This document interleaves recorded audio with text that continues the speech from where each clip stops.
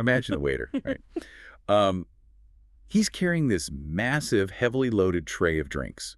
We're looking brimming martini glasses, tall pints of beer, and he's walking across the deck of a ship that is just rolling and pitching violently on the open ocean. Yeah, it's a terrifying scenario for anyone who's ever worked in the service industry. Oh, absolutely. But, we are bypassing the standard clinical analogies today because to truly grasp the neurobiology of posture, we have to look at, well, really extreme computational demands. Right, the brain of that waiter is managing an astonishing feat of physics and neurology, honestly. Like I said, to keep his visual field stable enough just to navigate the deck, he has to subconsciously dictate the exact orientation of his head relative to gravity continuously. And at the same time, to prevent all those drinks from spilling, his trunk and his arm have to form this perfectly isolated, gyroscopically stabilized platform. Which is entirely divorced from the chaotic movements of his legs adjusting to the deck. And all the while, his prefrontal cortex is trying to remember which table ordered the dry martini and which one wanted the IPA. Right. It perfectly isolates the staggering background computation required just to exist within a gravitational field. It highlights that standing upright is not a passive structural state at all. No, it's active, relentless. Well, exactly. It's a computationally massive sensor-motor process, and it clearly delineates the two interrelated but distinct goals of postural control, which are equilibrium and orientation. Welcome back to our ongoing deep dive into the neurobiology of movement.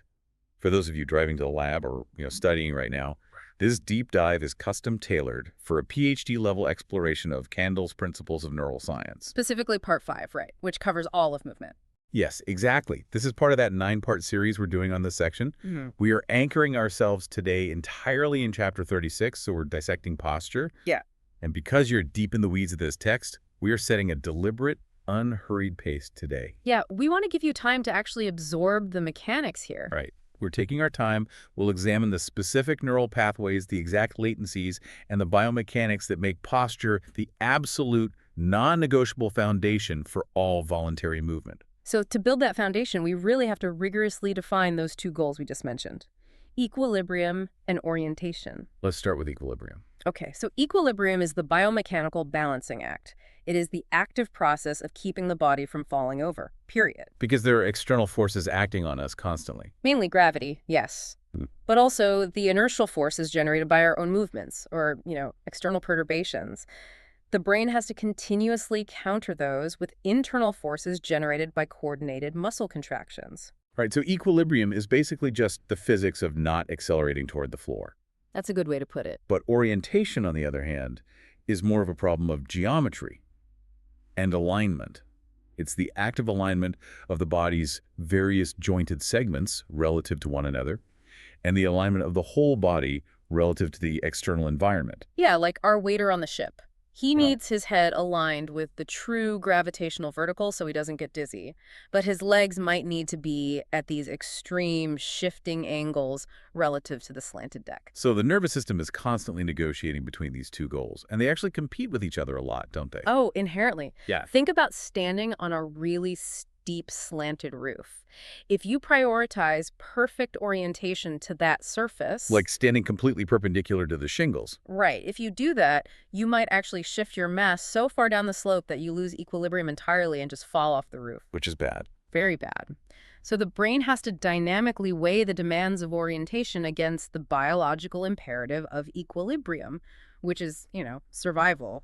Let's transition into the fundamental physics of that equilibrium, because honestly, the human body is an inherently flawed design for stability. We are bipeds. It's a nightmare biomechanically. Right.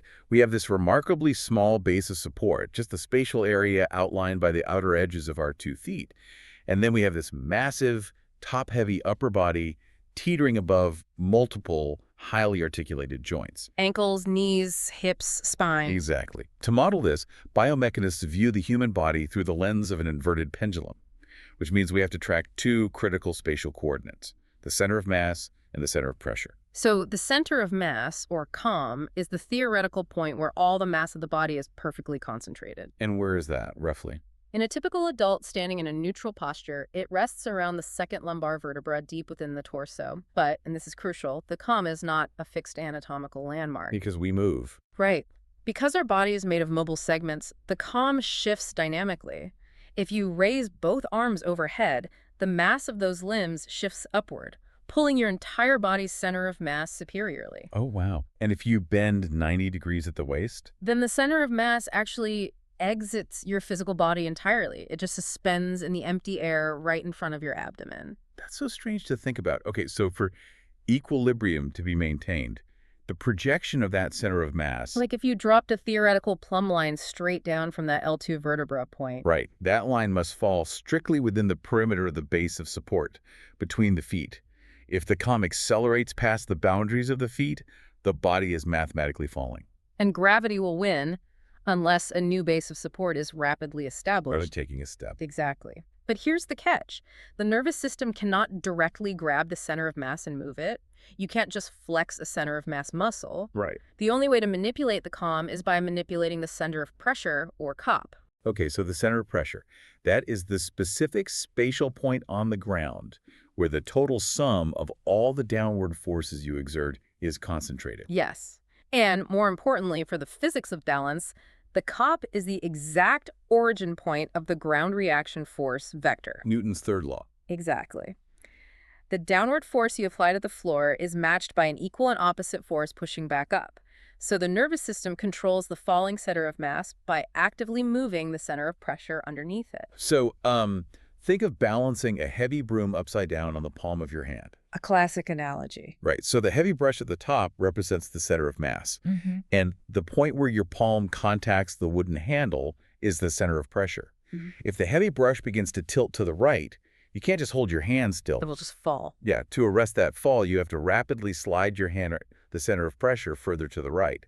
You have to move it past the brush to create a force vector that drives the mass back toward the center. And that inverted pendulum model perfectly demonstrates why standing perfectly still is a biological impossibility. Human standing is characterized by continuous postural sway, We're always moving. always. The center of mass slowly drifts forward, right? The nervous system detects this and commands the calf muscles to contract. That presses the front of the foot into the floor, driving the center of pressure anterior to the calm. Which creates a backward torque, pushing the mass rearward. Exactly. We are continuously falling and dynamically catching ourselves every second of the day. Which introduces a really critical pathophysiological distinction. The difference between mere anti-gravity support and true active balance. Right, because to keep the broom from collapsing, the wooden handle has to be rigid. In human terms, the nervous system has to provide continuous extensor muscle tone, a baseline level of muscular contraction, particularly in the axial skeleton and the legs. Just to prevent the joints from buckling under the gravitational load. But tone isn't balance. Not at all. We see the isolation of anti-gravity support in extreme neurological damage, like in Sherrington's classic decerebrate cat model. Where the brainstem is transected. Right, or in advanced human pathologies, like severe Parkinsonian rigidity.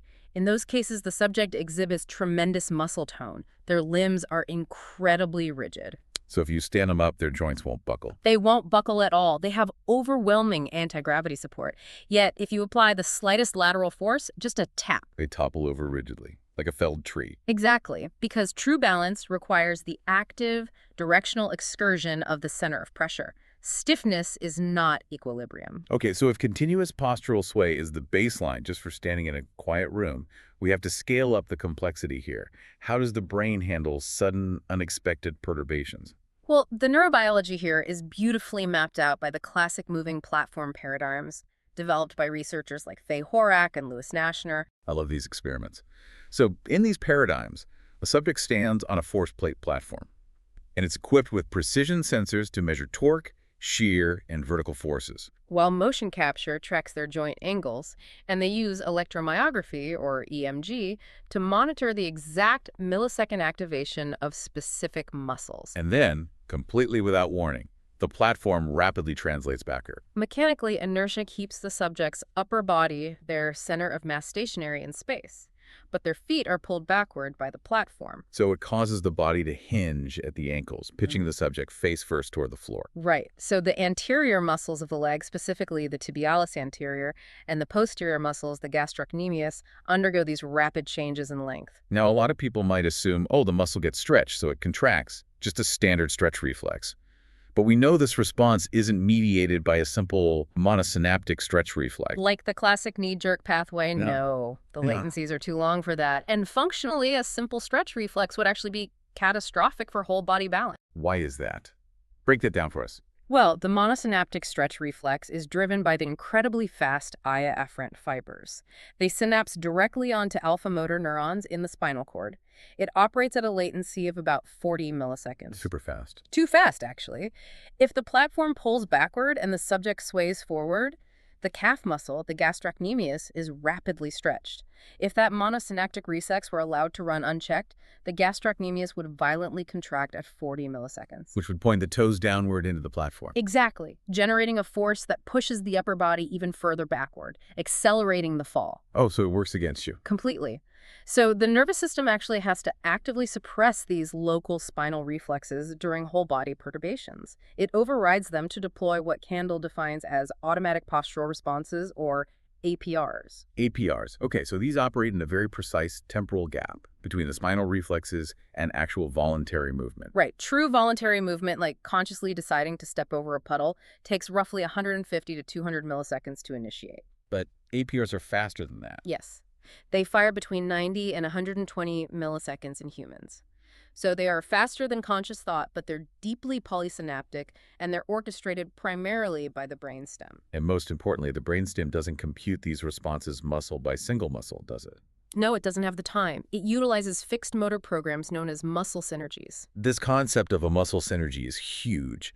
It fundamentally reframes motor control, because the central nervous system doesn't have the computational bandwidth to calculate, isolated activation percentages for the gastrocnemius, and then the hamstrings, and then the paraspinals. Exactly. Instead, the brainstem stores these pre-programmed groupings of muscles. It's like striking a single chord on a piano rather than hunting for individual notes. I love that analogy. So when the platform translates backward and the subject falls forward, the brainstem triggers the posterior synergy. And if you look at the EMG traces, they reveal a highly stereotyped wave of activation. It moves from distal to proximal. Me from the ground up. Right. First, the gastrocnemius activates at roughly 90 milliseconds to pull the lower leg back. Then, approximately 20 to 30 milliseconds later, the hamstrings activate to extend the hip, followed closely by the paraspinal muscles to brace the trunk. So this coordinated multi-joint cord of muscle activation elegantly pulls the center of mass back over the base of support. Seamlessly. And researchers have identified that the brain holds an entire library of these synergies. It deploys 3 classic strategies based on the biomechanical geometry of the environment. Right, the ankle strategy, the hip strategy, and the stepping strategy. Let's go through them. The ankle strategy is the default we just described, right? Yes. It's used for small perturbations on a broad, solid surface. The body acts like a rigid pendulum pivoting solely at the ankle. But the nervous system has to instantly switch strategies if the physical constraints of the base of support change. Right. So imagine you place that same subject on a narrow balance beam. The ankle strategy becomes physically impossible. To move the center of pressure forward using the ankle strategy, you have to press your toes firmly into the floor. But on a beam, your toes are overhanging empty air. Pressing down generates zero torque. Zero. If the brain deployed the ankle strategy on a balance beam, the subject would simply roll off the front of the beam. So the brain recognizes the geometric limitation of the base of support, and it shifts to the hip strategy. Yes.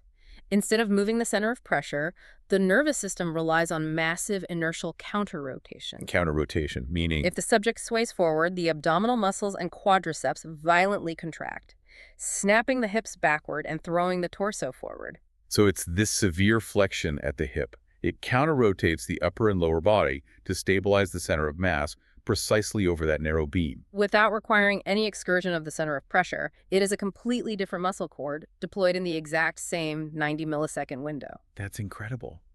But what if the perturbation is just massive? Well, if the perturbation is so violent that the center of mass is shoved completely beyond the perimeter of the feet, neither the ankle nor the hip strategy can defy gravity. So the brain must deploy the stepping strategy, rapidly commanding the limbs to physically move and establish a new base of support beneath the falling mass. Exactly. You have to take a step or you hit the deck. Okay, so automatic postural responses represent the nervous system reacting to the unexpected. But since the overarching theme of Candle's Part 5 is voluntary movement, we really have to look at how the brain manages posture when the disturbance is self-generated. Ah, yes.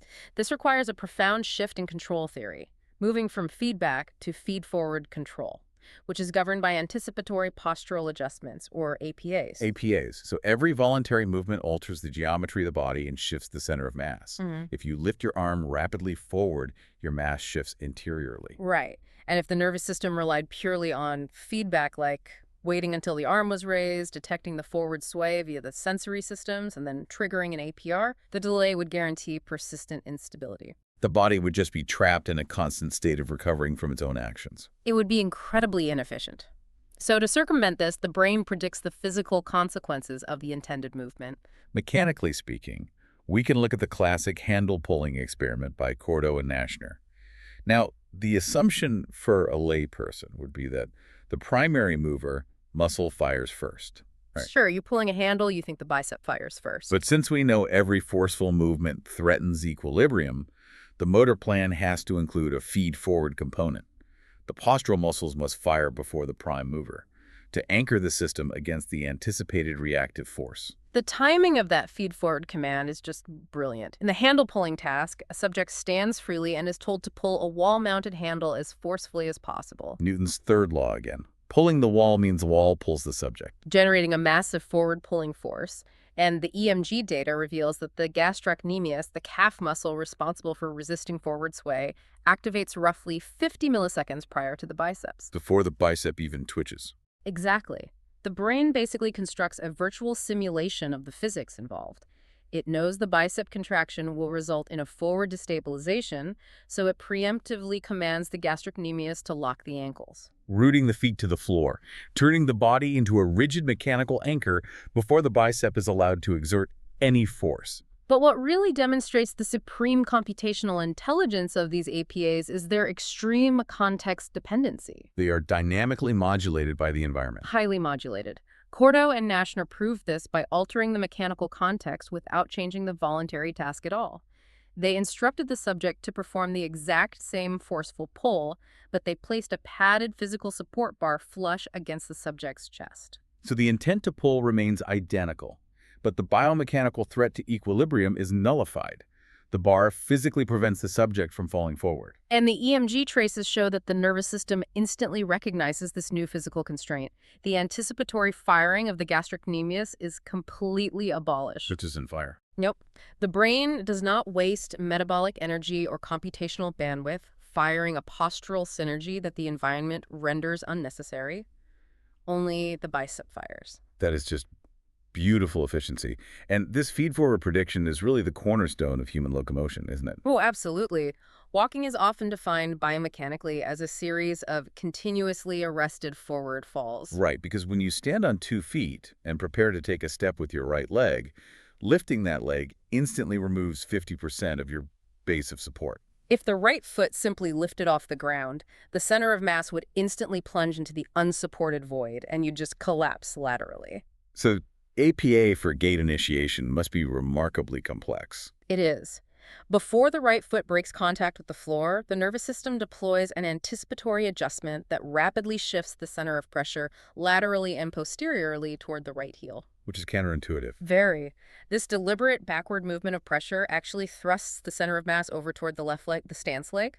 And only when the internal models confirm that the mass is safely balanced over the left foot does the motor cortex release the right leg to swing forward. Exactly. Now, to execute these feed-forward predictions perfectly and to select the correct feedback synergies, the central nervous system requires flawless, real-time data regarding the exact position of every joint. And the body's orientation relative to gravity, which brings us to the continuous integration of the multisensory triad. The somatosensory, vestibular, and visual systems. Yes.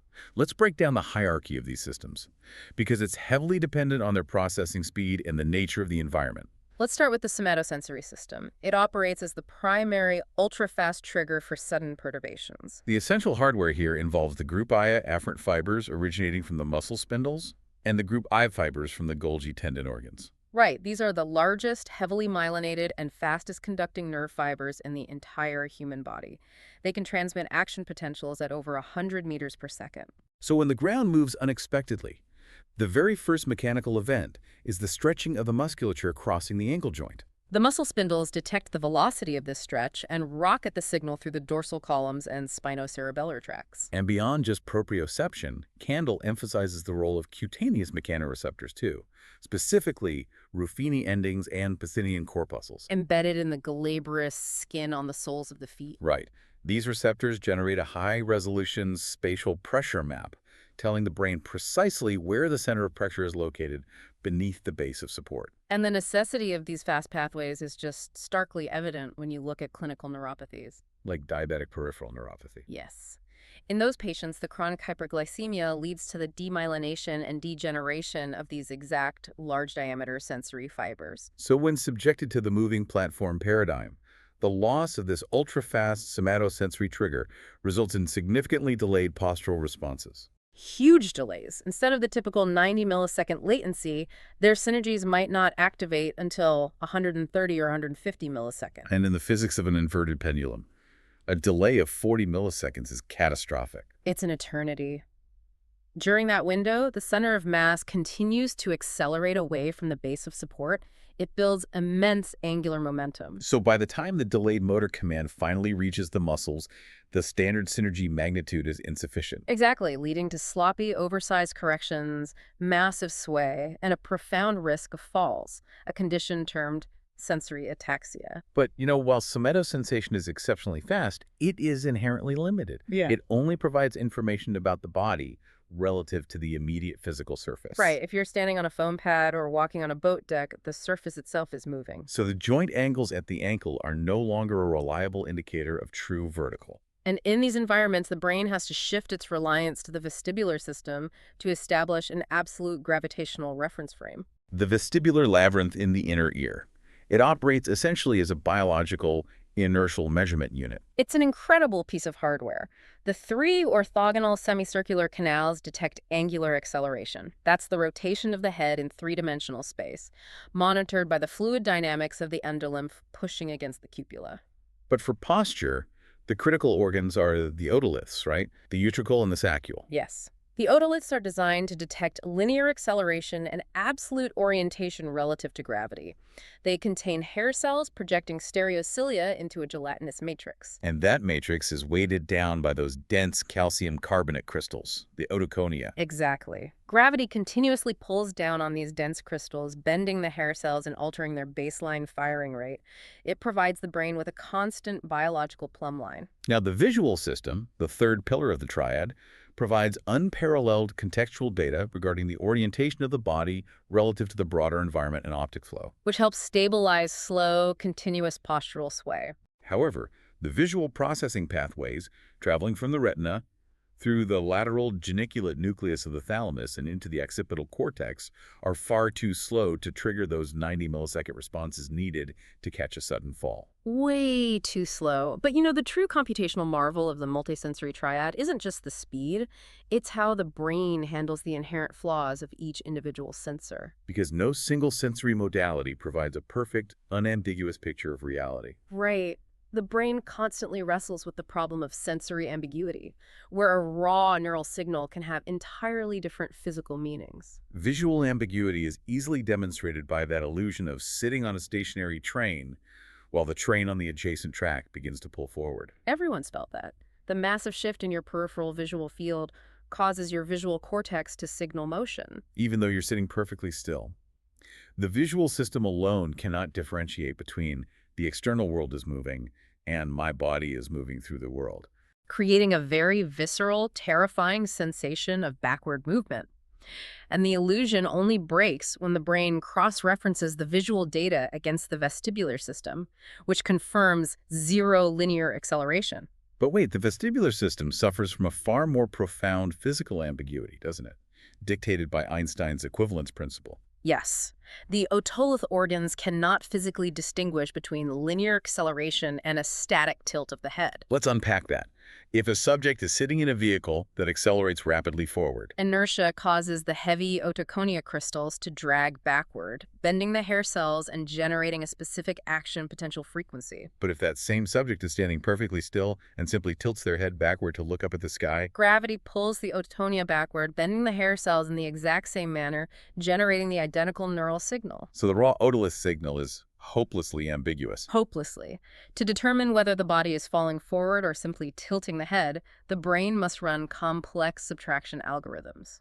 Integrating the ambiguous otolith data with angular velocity from the semicircular canals and precise neck proprioception to isolate the true gravitational vector. And this constant cross-referencing allows the brain to perform dynamic reweighting.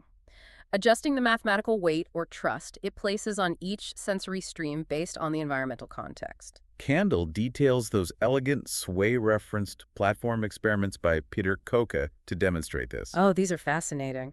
In these experiments, healthy subjects stand on a platform programmed to slowly tilt up and down. Just a few degrees. Right, for very minor tilts, less than 2 degrees, the subject's posture slaves to the platform. They sway forward and backward precisely in phase with the floor, maintaining a rigid perpendicular alignment to the surface. So this indicates that for small disturbances on what seems like solid ground, the brain assigns almost 100% of the sensory weight to the ankle proprioceptors. But then the researchers aggressively increased the amplitude of the tilt to 4, then 8 degrees. And remaining perpendicular to a platform tilting 8 degrees would be incredibly dangerous.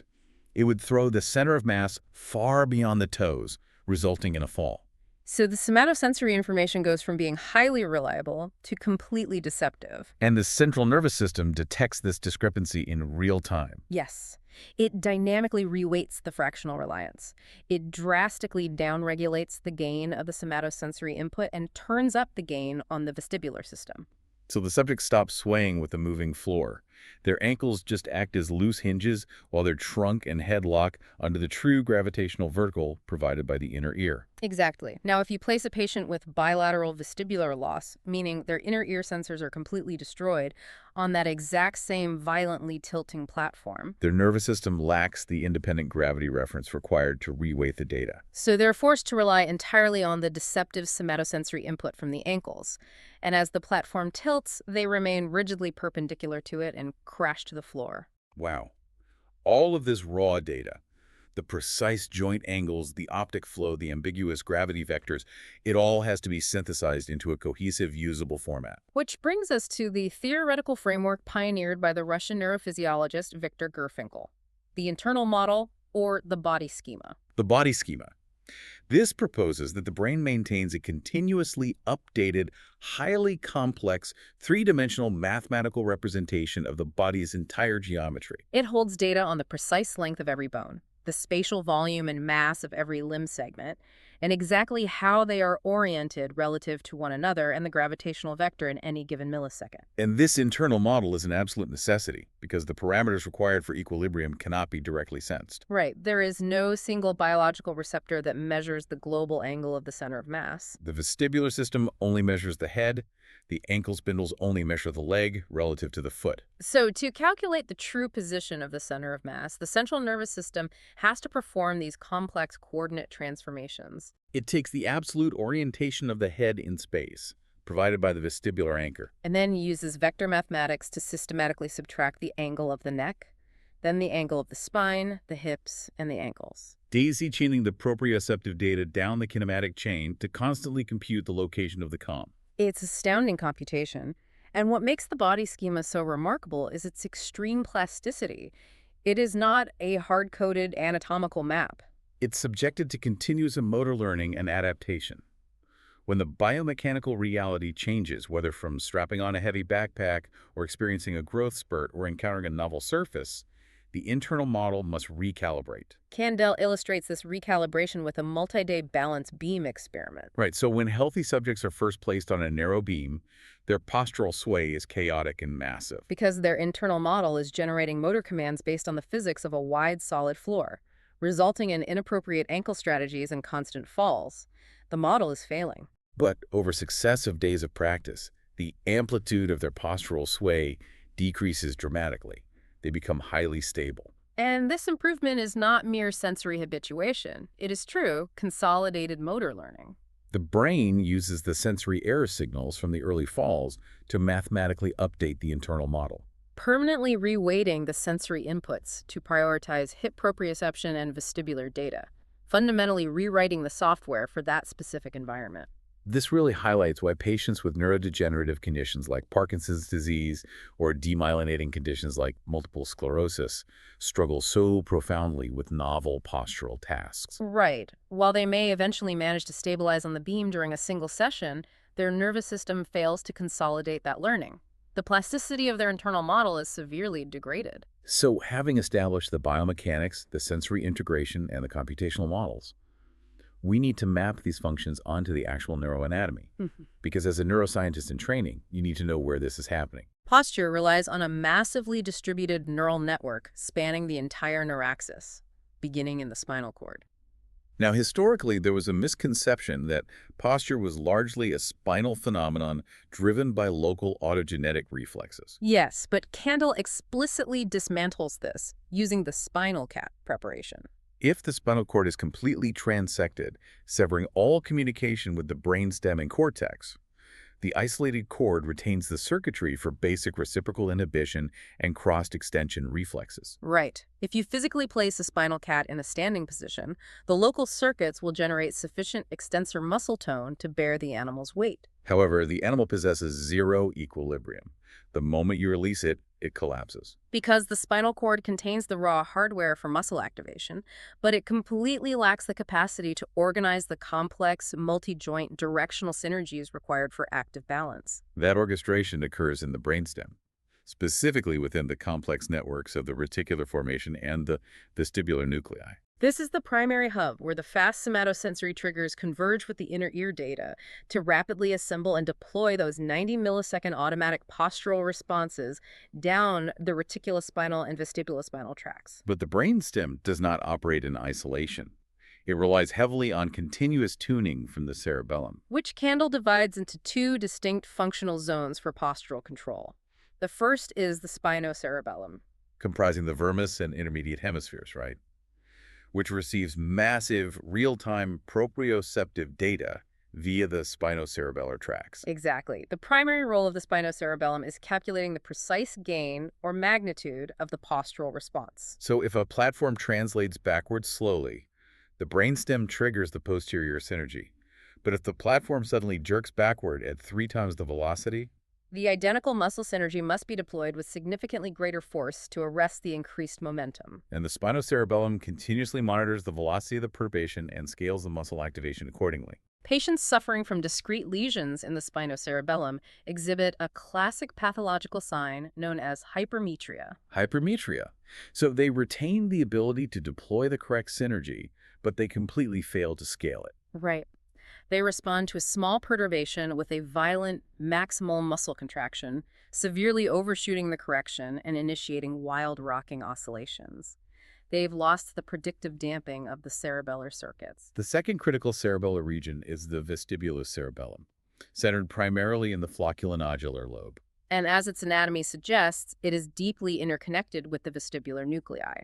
Its primary computational task is filtering the ambiguous otolith signals, Integrating them with the semicircular canal data to compute the precise internal estimate of the gravitational vertical. So a lesion in the flocculonodular lobe results in profound instability and a persistent tilt of the body relative to true vertical, even when visual data is perfectly available. And if you ask a patient with vestibulocerebellar damage to close their eyes, forcing them to rely exclusively on their degraded internal gravitational estimate, their postural sway increases exponentially, often leading to immediate collapse. Moving higher up the neuraxis, we encounter the basal ganglia. This subcortical network is a major focus in Chapter 36, particularly regarding its failure in idiopathic Parkinson's disease. Now, the basal ganglia are not responsible for generating the basic synergies, are they? No, but they are absolutely essential for the contextual flexibility of those synergies. Because the environment is constantly changing, and the internal model must instantly shift paradigms. Imagine a subject standing on the movable platform. The platform pulls backward 10 times in a row. The nervous system heavily primes the ankle strategy, relying on the gastrocnemius to arrest the forward sway. Then the researchers introduce a severe contextual change. They place a stool on the platform and the subject sits down. When the platform pulls backward again, the mechanical reality is entirely different. Using the ankle strategy to balance a seated torso is physically absurd. Right, the gastrocnemius has no mechanical leverage if you're sitting. The trunk and hip muscles must assume the primary role of stabilizing the spine. In a healthy subject, the basal ganglia instantly register this contextual shift. On the very first seated perturbation, the previously primed gastrocnemius is completely silenced, and the trunk muscles activate flawlessly. However, a patient with advanced Parkinson's disease suffers from severe postural inflexibility. Their nervous system becomes rigidly locked into the previous context. So when seated, the platform moves, and their gastrocnemius fires wildly, a completely useless vestigial response, while the necessary trunk muscles activate weakly or too late. This inability to rapidly adapt the internal model to new biomechanical contexts is why falls are such a devastating hallmark of Parkinson's. And this brings us to one of the most critical neuropharmacological insights in the text, the L-DOPA paradox. L-DOPA is the gold standard therapeutic for Parkinson's. It's effectively a dopamine precursor that drastically relieves the bradykinesia and rigidity associated with the disease. Right, it allows the patient to smoothly initiate voluntary goal-directed movements. They can reach for a cup or initiate a walking stride. However, L-DOPA has virtually zero effect on improving automatic postural responses. Administering high doses of dopamine does not restore their ability to deploy the correct synergies to sudden perturbations, nor does it fix their contextual inflexibility. They remain just as vulnerable to falls. Which indicates a profound neurobiological divergence. While goal-directed voluntary movement relies heavily on the dopaminergic pathways, projecting from the substantia nigra to the striatum, automatic postural control is governed by distinctly different neurochemical networks. The current neuroanatomical focus is on the pedunculopontine nucleus, or PPN, located in the upper brainstem. The PPN contains dense populations of cholinergic neurons that project directly to the reticular formation and spinal cord, modulating axial muscle tone and the generation of postural synergies. In Parkinson's disease, there is severe progressive degeneration of these cholinergic PPN neurons alongside the dopaminergic loss. Because L-DOPA only replaces dopamine, it leaves the cholinergic deficit entirely unaddressed, explaining why posture fails to improve. This forces us to recognize that fixing a complex distributed network requires targeting highly specific neurochemical subsystems. Finally, we reach the apex of the neural hierarchy, the cerebral cortex. While posture is largely subcortical, Candle stresses that cortical regions, particularly the posterior parietal cortex and the supplementary motor area, or SMA, are heavily involved. The posterior parietal cortex is a massive multisensory association area where somatosensory, visual, and vestibular streams converge.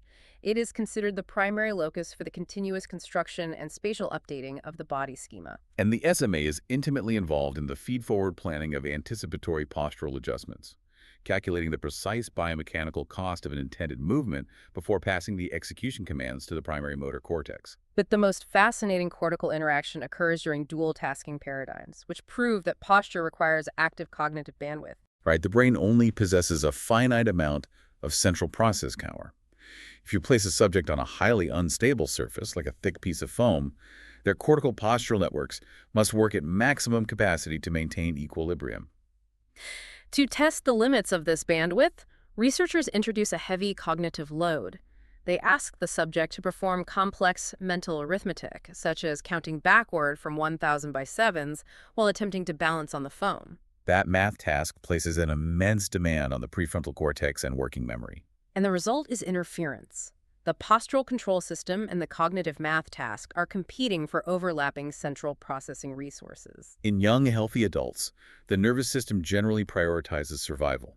It allocates the necessary bandwidth to posture, and the math performance degrades. They calculate slower and make errors. But in older adults, or those with mild neurological deficits, this resource allocation can fail. They may focus so intensely on the cognitive task, or even just maintaining a complex conversation, that they inadvertently withdraw cortical resources from the postural network. Their sway increases significantly, the precision of their internal model degrades, and they fall. Posture is never truly a free background process. Which brings us full circle to our waiter on the ship. We now see him not just as a guy carrying drinks, but as a masterpiece of distributed neural control. His brainstem is firing 90-millisecond APRs to react to the ship's roll. His SMA is calculating feed-forward APAs before he even takes a step. His parietal lobe is dynamically reweighting his ambiguous vestibular data against the shifting deck, and his cortex is furiously managing the dual-task bottleneck of balancing while remembering the drink orders. It is a billions of calculations per second symphony, seamlessly executing the goals of equilibrium and orientation without requiring a single conscious thought regarding muscle contraction percentages. So for our PhD listener, the critical takeaway here is that Chapter 36 is the prerequisite for everything else in Part 5 of Candle. When you move on to the neurobiology of reaching, grasping, and complex locomotion in the next chapters, recognize that none of those highly refined voluntary movements are physically possible without this massive, invisible postural computation anchoring the body against gravity. Voluntary movement is, functionally, a planned disturbance of posture. The system must secure the foundation before it can move the structure. I want to leave you with a final, system-level thought to process as you finish your commute.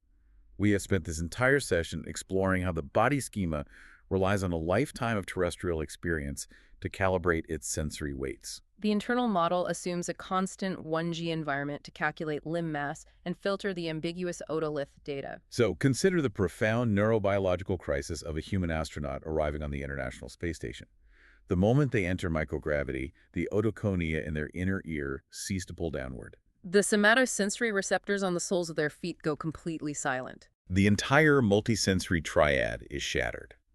The brain's internal model is suddenly generating postural commands for a gravitational field that no longer exists, resulting in severe space adaptation syndrome. And the adaptation process requires the central nervous system to fundamentally rewrite the body schema, downregulating the useless otolith data to near zero and relying entirely on visual and tactile cues for spatial orientation. But the true crisis occurs months later, upon the return to Earth. When the capsule lands, gravity instantly returns. The otoliths fire, the muscle spindles stretch, but the astronaut's internal software has been rewritten for 0G. Their nervous system is profoundly miscalibrated for Earth. When they attempt to stand, their brain deploys completely inappropriate synergies. Their APAs fail to anticipate the weight of their own limbs, and they collapse. They have to undergo intense neurological rehabilitation to force their internal model to relearn the physics of their home planet. It forces a fascinating evolutionary question. If humanity eventually becomes a multiplanetary species, establishing generations on the Moon or Mars with fractional gravity, will our fundamental neurobiology of posture, our exact synergy latencies, the anatomical gain of our spinocerebellum permanently alter? Will the human body schema permanently rewrite itself to perfectly balance in a new world? It is a profound demonstration of the limits and the majesty of human neuroplasticity. Keep that in mind as you head into the lab today. Thank you for joining us on this deep dive into the neurobiology of movement. Keep dissecting the text, keep asking the difficult questions, and we will see you next time as we push further into the neural circuitry of the human body.